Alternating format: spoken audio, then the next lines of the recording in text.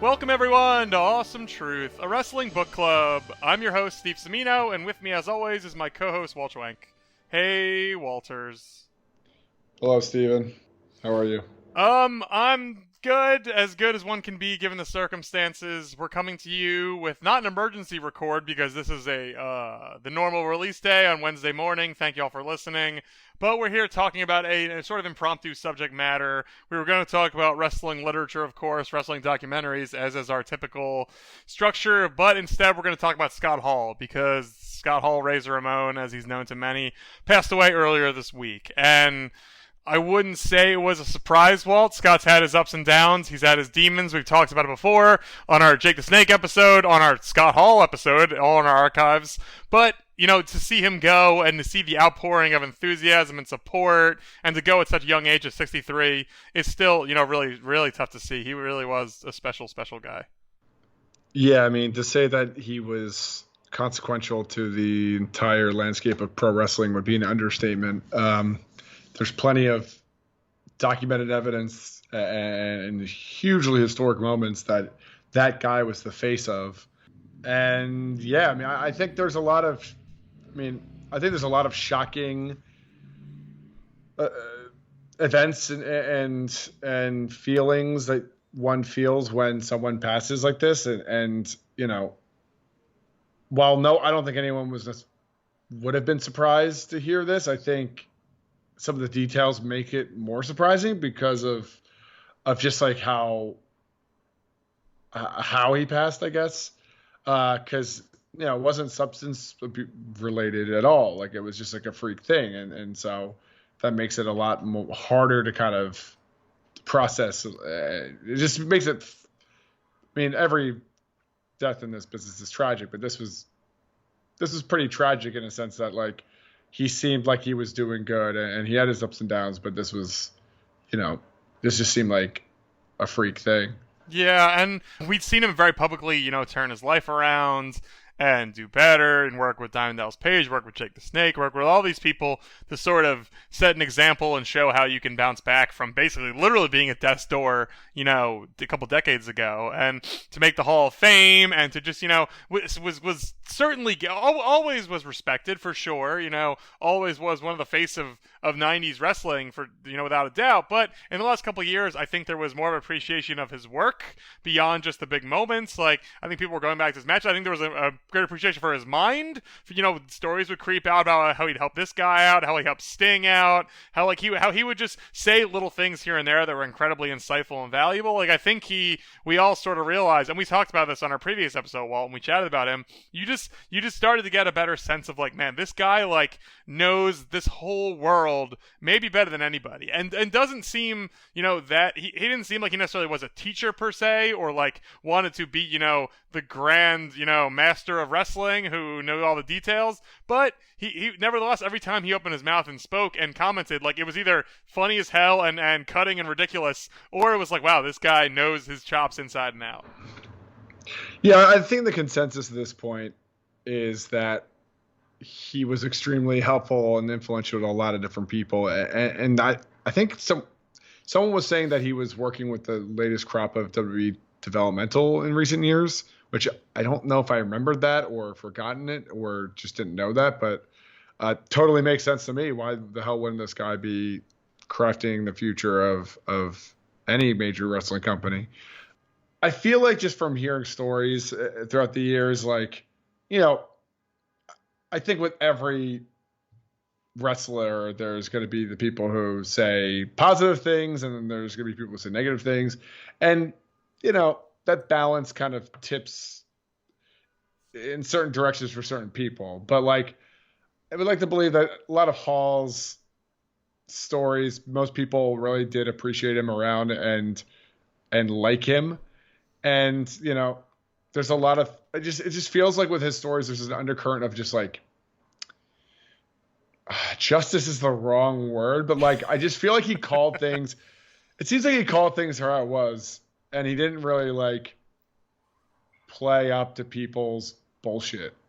I mean, I think the best indicator of that is one of his most famous quotes, which I think he said to a lot of people and has adapted and shared a ton, is, "Hey, great finisher! I can't wait to kick out of it."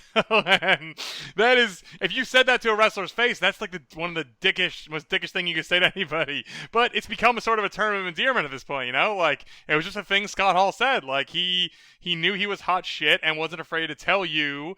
And hopefully sometimes he was busting balls and not always just cutting people's knees out from under them and being a total jerk. But at the same time, I think now we look back when he got a lot older, for sure, and was out of the business entirely, and it was like, man, like that level of confidence, that radiating just certainty and commitment and knowing he was great and backing it up every time. Like, it's hard not to at least look back at that and be like, man, that is cool as hell. Like that's, in the moment it probably was not, but in retrospect, it's amazing. Yeah, but didn't he say that line when he came back in that second NWO run at WWE? Like, I feel like he was touting that in the locker room, but at the end of the day, Vince is going to dictate whether or not you're kicking out of someone's finisher. And I don't remember him kicking out a whole lot of finishers at that point. I remember him being a mess and being fired soon after. Yeah. So. Well, I mean, I could be wrong. I mean, maybe if he was saying that at the height of his WCW run, then like he was clearly pouring salt in the wound. I believe that James Storm of TNA fame, light fame, tweeted that he said that to him at some point. But during his TNA run, yeah, I imagine it might have been tongue in cheek at that point, Right. Well, I mean, at that point too, like I just saw a clip today because I think he famously said to the Dudleys at one Yes, the point, Dudleys, I believe, was the initial story that I heard as well. And then there was like a clip online of him like clearly not kicking out of the 3D. So, yeah, it probably was just ball busting. These are all big, aggressive dudes. I'm sure it was a lot of just shit talking. But regardless, it's an amazing quote now. Like I love it to death. Yeah, I still, I mean, I've probably told the story before, but I still love the story where he famously gives Piper shit for not kicking out or not taking the Macho Man's elbow drop and this is like late 90s WCW when Hogan jobbed and lost to his sleeper, and he's just like, he just gives him so much shit at a bar to the point where your boy Terry's like, brother, no one's ever defended me before. But it's like the Hall's gonna call you out on some shit, like, and he doesn't care if it defends Hogan. Like, I don't even know if he was close with Hogan at that point, but he's just like, yeah, it's a little fucked up. You like, it's a work, dude. Yeah. And your job is also especially on that elbow, like you have to take a lot of the brunt of that fall, or else it like hurts the other guy's hip and ass tremendously. So, yeah, well, the mechanics aside, yeah, but it's wrestling. Yeah, you're supposed to support your fellow wrestler, whether it's by playing by the rules or whether it's by catching them or helping them do their moves. Like either way, you can't just half-ass something. You can't get out of the way just because you don't want to feel the pain yourself. Like it's a two-way street. So I get where he's coming from for sure. Yeah, but just notoriously in my mind, the only person ever to defend Hulk Hogan. Well, I thank him for backing up my boy Terry in his time of need. It's the sweetest thing that's got all done. And then Hogan went on to kick out of everybody else's finishers throughout the rest of his career. Silly. Took nothing from that conversation, learned nothing, did whatever he wanted for the next 20 years. So. The sentiment was there. Yes.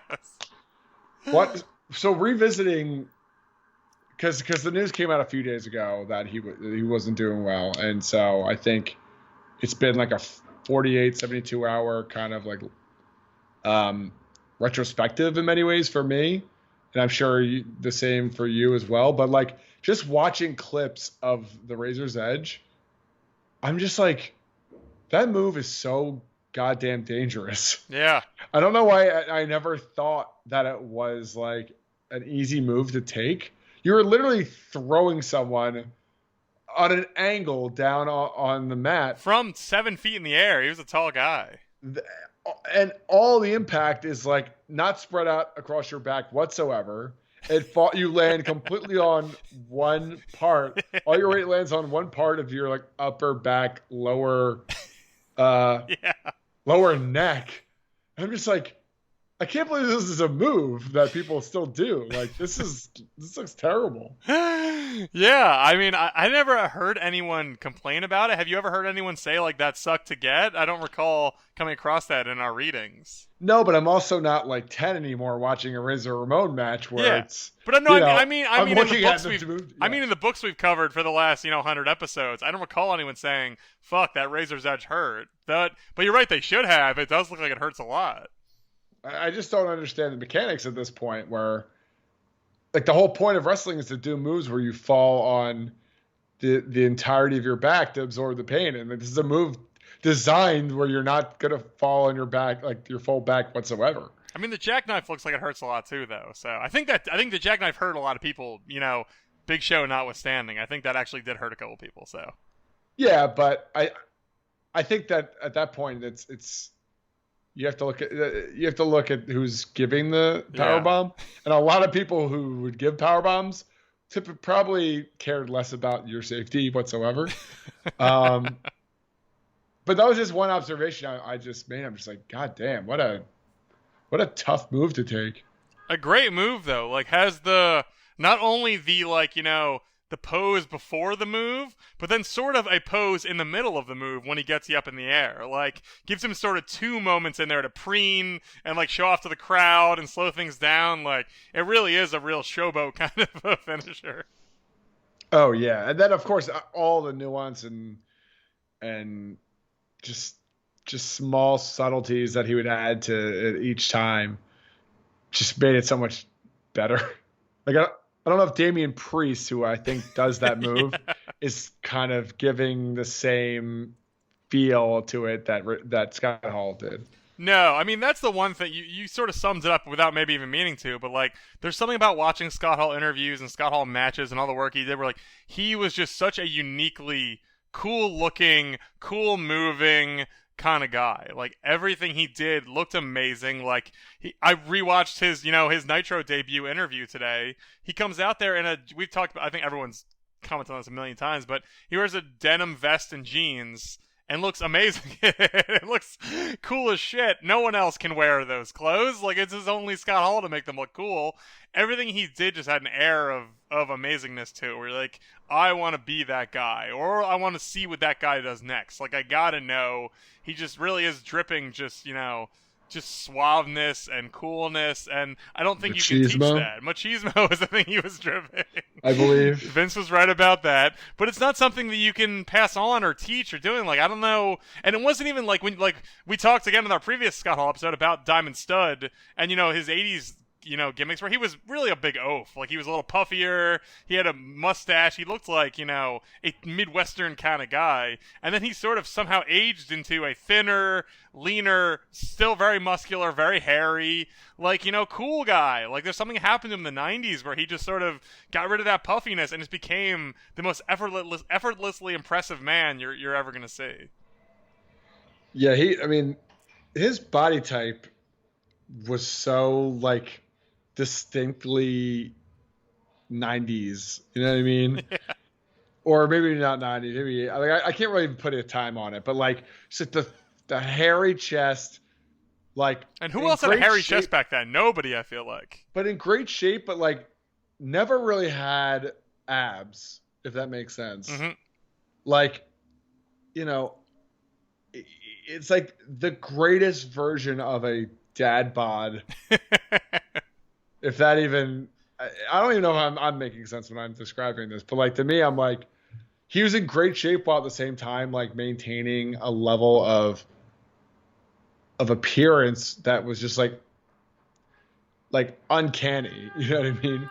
I feel like he was like in that sweet spot between big guy and normal size guy where it would have been weird if he had abs because he was enough of a big guy where big guys don't have abs really ever, but he also could move and have matches as if he was with Michaels and with Bret Hart and with smaller guys and keep up with all of them. So he was in that weird sort of tweener area, which I feel like you don't see a ton. Could sort of live in either world, and had a body to sort of match where he looked great, but he wasn't certainly wasn't little, but he also wasn't gigantic in any real way. He just sort of had it was more of his presence and just his general look that sort of allowed him to exist in both places and do them both so well.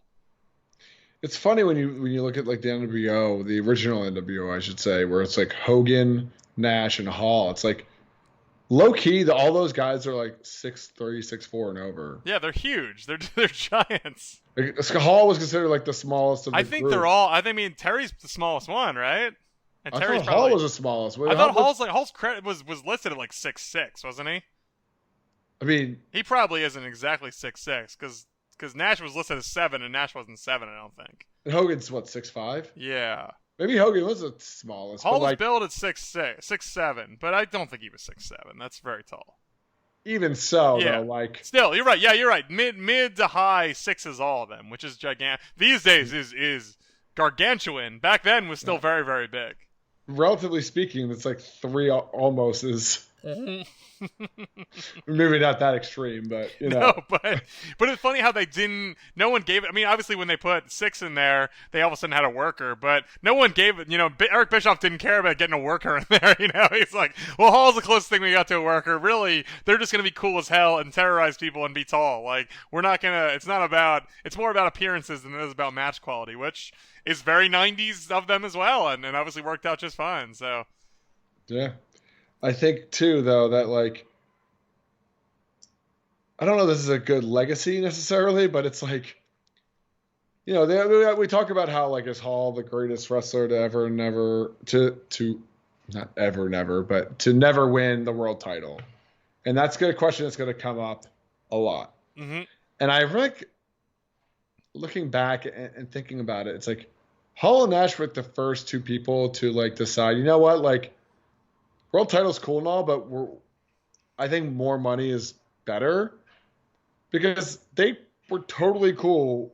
It's seemingly. I mean, Nash eventually did get his title runs at WCW, and he also had the title at WWF. So maybe for him, he really didn't give a shit. But like, I feel like Hall also didn't really care too. Like playing second fiddle to Hogan, as long as he's getting his money. I mean, that's the reason why he left WWF for WCW in the first place, is so he wanted to pick up more dates because he couldn't make enough money, so he wanted to wrestle in Japan. And it's like, but he also kind of like made that cool and totally respectable and not greedy.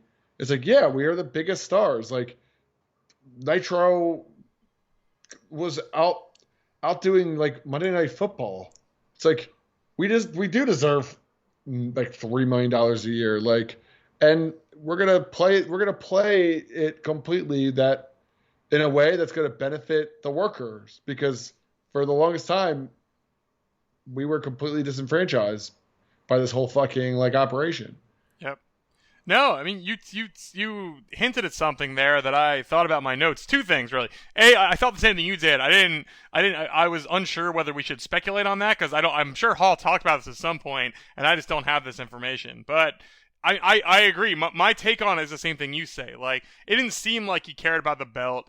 I'm sure he could have had it at some point if he really was, campaigning for it, and he never did. And I think, it was because wasn't really top of mind. Like, and along the same lines, I would rather work a tag match with, Kevin Nash on, a WCW pay-per-view and do half the work, and if even that, like, really just sort of fuck around, as opposed to do 25 minutes of solo stuff and like be out there grinding as champion. Like, not that Hogan grinded that much, but still, like, it's more work. Like, they certainly did not mind being in a tag team, and that makes perfect sense if you're like in it for the money and in it for not getting hurt and taking it somewhat easy on yourself. Like, what better way to do that than being in a tag team? Like, it's just smart business, and that's great. That I love that he did that, because it does show a lack of ego in that sense of, like, that a champion is king and that you must strive for that. Like, that didn't seem like it was really Hall's bailiwick, and sort of not Nash's too, like you said, with some exceptions.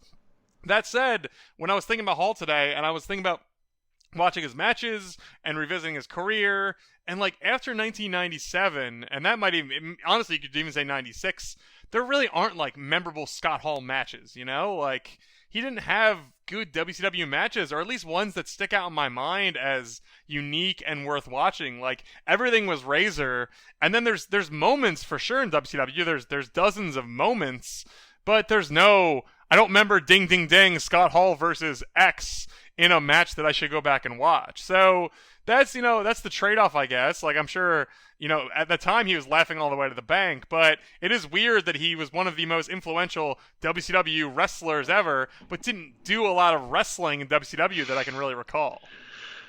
Yeah, that's true. I mean, I guess his only real or I guess in my head, the only real memorable moment he had after like 1997 was cattle prodding Goldberg. That's all I can remember too. I mean, but like at that point though, he wasn't doing ladder matches anymore, and he wasn't doing like I don't even know. Did he even win the U.S. belt at any point? Like I think he won the U.S. title at some point. Let me confirm that while we're talking. But like, 2-time United States champion, 1-time TV champ too. I don't remember that at all. Right. I mean, did that happen in '96? That happened in '96. I couldn't tell you. Like, yeah. U.S. title does ring some bells, but like I don't remember who he beat. Like Raven. I don't. Who even was it? I don't know. Yeah. Didn't matter. Certainly didn't stick. But it's funny though because he made the IC title like iconic in many ways. I mean, like he's not the only one, but like when you think of the best IC champions ever, like he's one, possibly top 5. Like you know what I mean? Like at worst. So, it is funny though because yeah, he was a worker in WWF. Like he was genuinely someone who'd go out there and put on great matches, and just was not what he was known for in WCW. And again, if that was calculated in any way, I tip my cap to him because I would love to get paid and not really get hurt or exert myself. So that's smart business, but it's what a lot of people remember of him, and it's not the him that I particularly remember. But ultimately, he made it okay. I guess in many ways, he made it okay to make that decision and to just like I guess to max out his profitability. I mean, like he was never not seen as cool after '96. After he like to your point, like he maybe wasn't like considered the best worker anymore, but like people still wanted to watch him wrestle, and he was still considered like an OG NWO guy, and considered one of the biggest names in the business. And I mean, that's pretty sweet deal if you could get all that money and still be considered the best and not have to do that. And I think it's also being realistic. Like he looked around and saw the terrain and was like, this is what wrestling is right now. Like in 1992, it was different for a little while. Like, the early 90s, certainly once Hogan left, were, Bret Hart was certainly a working champion, and HBK was kind of too, like, though his personality was also quite large, but like, there was a little more room for a few years there for 25-minute matches and that kind of stuff, And like you said, the IC time, when he was IC champ, there were a bunch of guys in that sort of couple-year span, like Perfect, Kid, Diesel to a lesser extent, but HBK, like Rick Martel, like there were a lot of guys, Tatanka, like these were all sort of workers, like these were guys you'd give 15 minutes at least. And then in late 90s, that wasn't the world anymore. Like no one wanted that. It wasn't, frowned upon, but WCW certainly wasn't making money off their cruiserweight matches. They were fun for us, but they weren't. The money makers were the angles and the promos and the merch and the coolness. Like he certainly acquiesced to the time he was in, and I can't argue with that. Like that's licking your finger and holding it up and getting a sense of where the wind's blowing and going with it. And just smart business. Like him and Nash, two of the smartest businessmen, for better or for worse, and I'm sure some of the boys would say for worse, but in terms of money made and effort exerted, certainly among the best. Yeah, I think that will be his greatest title, is the amount of zeros that were in his paycheck for that time at WCW. But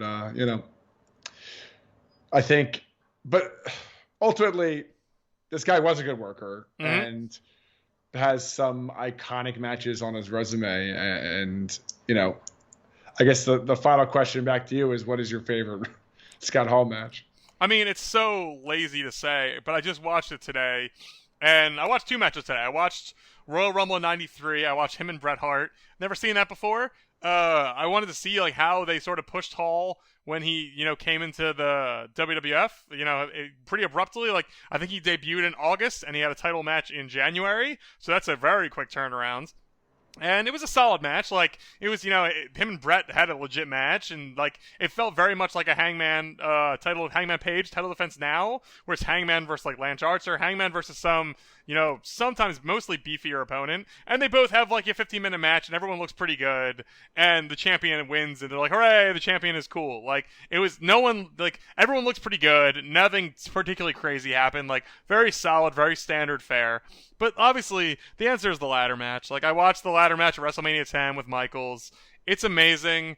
I saw someone on Twitter say this. I don't remember who. But, like, and it reminded me of what John Moxley said in his book, where he talks about, like, sort of the economy of motion. Like, how he learned at some point in his career not to, like, waste energy, not to waste movements. And the ladder match at WrestleMania 10 is so chill and laid back for a ladder match. Like, no one's showing off. No one's doing anything extra. No one's wasting time moving around, they're just, like, they're going spot. But it's all so fun, and it builds, and it makes sense. And there's a couple big spots for sure. It's not like they're just, messing around on the ground. Like, there's obviously a ton of iconic moments, but they're just not trying harder than they need to. Like, they're saving their energy and they're fully executing everything perfectly. And like, when I watch it again, I'm like, man, this is just such a pristine, cool ladder match where they both guys know exactly what to do and they nail everything. And it's like, it's just, people work so hard in ladder matches now. We just watched the one in Revolution. Like,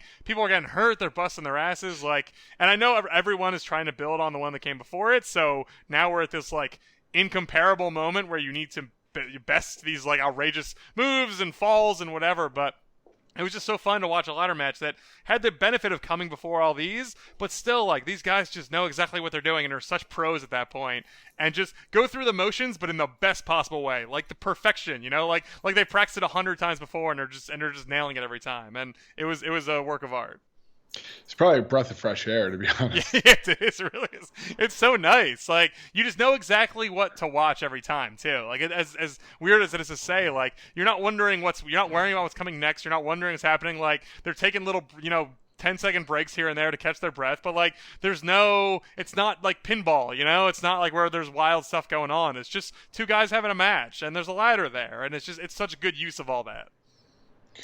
Yeah. I'm not going to argue with that one. I mean, it feels objectively like the truest answer. Yeah. The second ladder match is SummerSlam '95 has a special place in my heart because it was like the first pay-per-view I ever bought.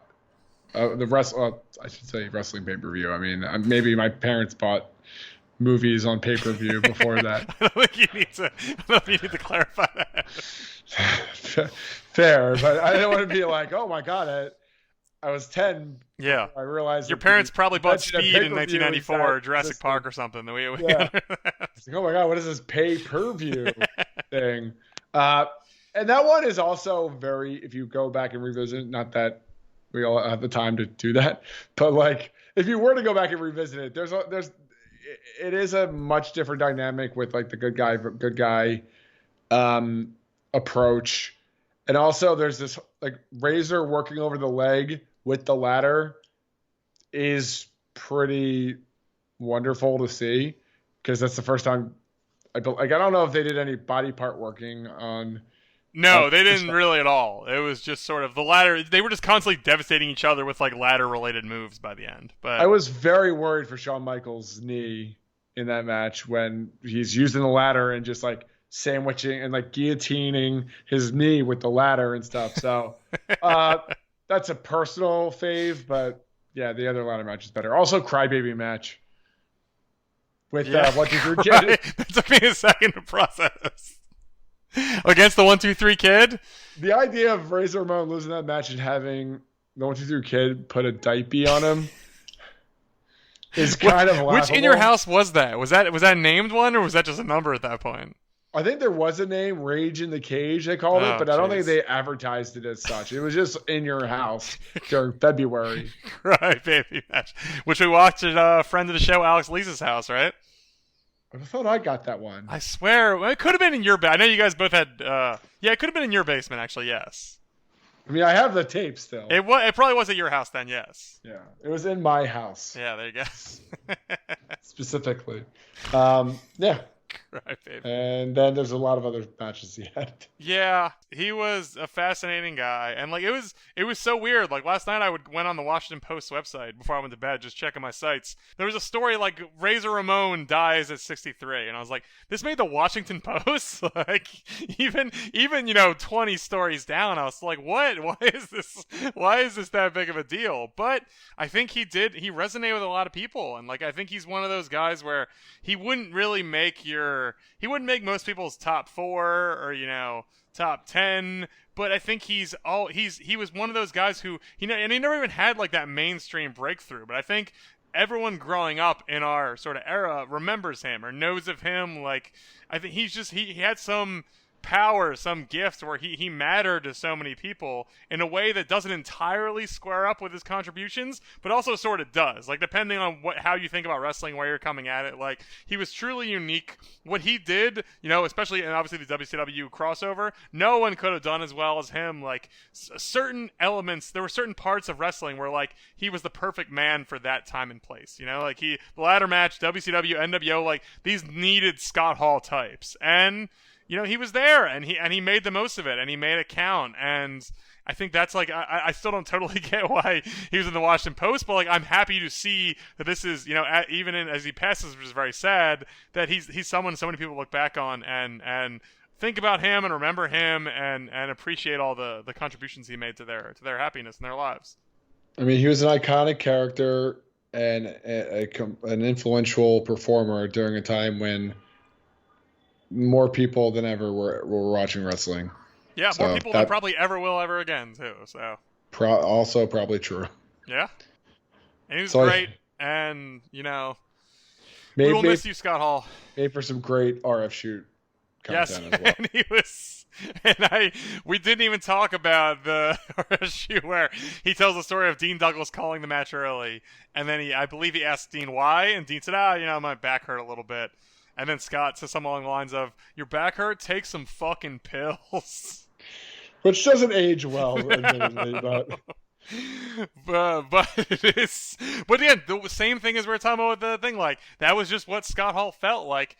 I didn't get the sense that he was a mark for the business like some people, but he still believed in sort of the code, for lack of a better term, and sort of the way things are done. And I think moments of blatant disrespect or laziness or not, maybe as simple as not following through with the fans, not giving the fans what they should have, not giving the match the respect it deserves, those things seem like they really irked him. And as silly as it is, I get it, and it's sort of a moral compass that though I don't understand it, I do sort of get it more than some other people. So truly a unique personality and performer we will never see the likes of again. Yep. And we will miss him. And I'm glad we're able to talk about him, though, Walt. It's fun. It was fun watching Razor clips, Razor matches, and he was great. And I will say one final note. In the Bret Hart Razor Ramon match at the 93 Rumble, Bobby Heenan must have decided, or someone must have told him before the match, to keep referencing how long Razor's legs were and how that was going to allow him to get out of the sharpshooter because they're just too long. And I thought at first it was just a fun little aside, and then he brings it up like 5 more times after that. They're too long, Gorilla. He can't do it. They're too long. And I was like, is this like their talking point for the match, that he's got long legs so he can't be in the sharpshooter? Like, I don't know if that's proven out exactly, but it was a very funny, silly little drop-in by another legend. So I guess that's another reason why Hogan never wanted to wrestle Bret, because his legs are too long.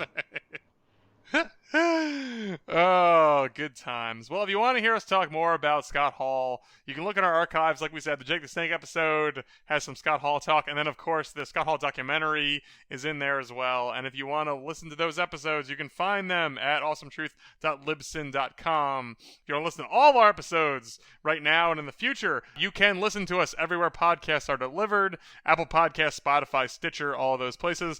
And you can follow us on social media, Twitter and Instagram at Awesome Truth Pod. Walt, lovely to talk Scott Hall with you.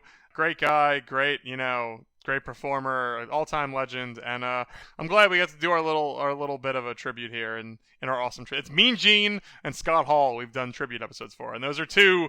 Those, like, if we're talking characters and people to remember, those are two guys who are very high up there. So doesn't get any more iconic than those two guys. Honestly, it weirdly sort of doesn't. It feels very fitting. Those are the two we've done it for. So great. Good stuff. Well, thank you all so much for listening. We appreciate it as always. And remember, the truth will set you free.